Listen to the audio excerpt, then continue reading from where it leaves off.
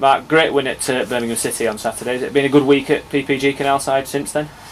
It has been, and yeah, we've worked on various aspects of our play. We've looked at, in fairness, we've had a bit of balance of rest and recovery and training, and the pitches are heavy. You know, they've had a chance to work on the pitches now and put a load of sand on them and dry them out a little bit because of the amount of rain we've had.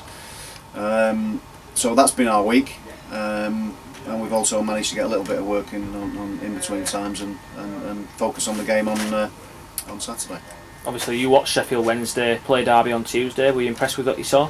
There was a little between the two teams. I think, you know, with Derby and Sheffield Wednesday, they were very, very closely matched, and only sort of a bit of brilliance from Patrick Bamford, who scored an unbelievable goal.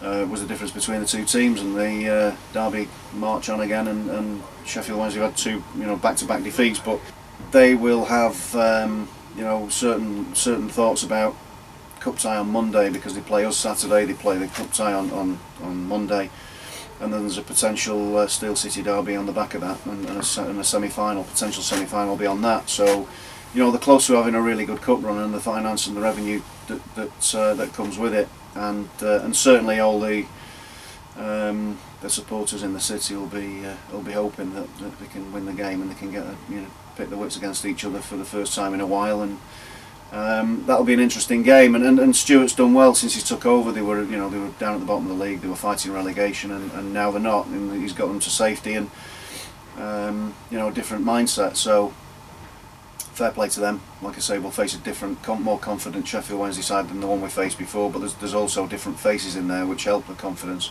because they've not been sort of tarred with the performances prior to Stuart taking over. And you know, they've got some good players at their disposal, and they'll certainly be wanting to win this game.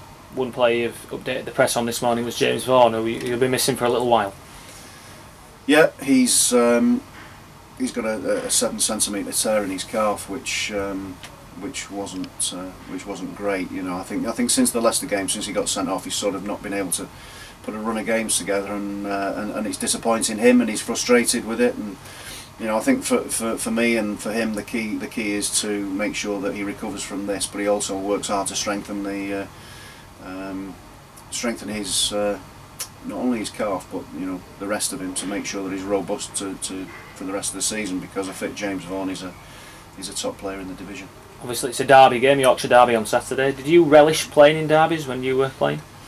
Yeah, I mean, for a player, it's like any other game. You know, I think it's more for the supporters, and you know, we understand what it feels like, and we understand what it felt like to lose against Leeds, and that was the latest one.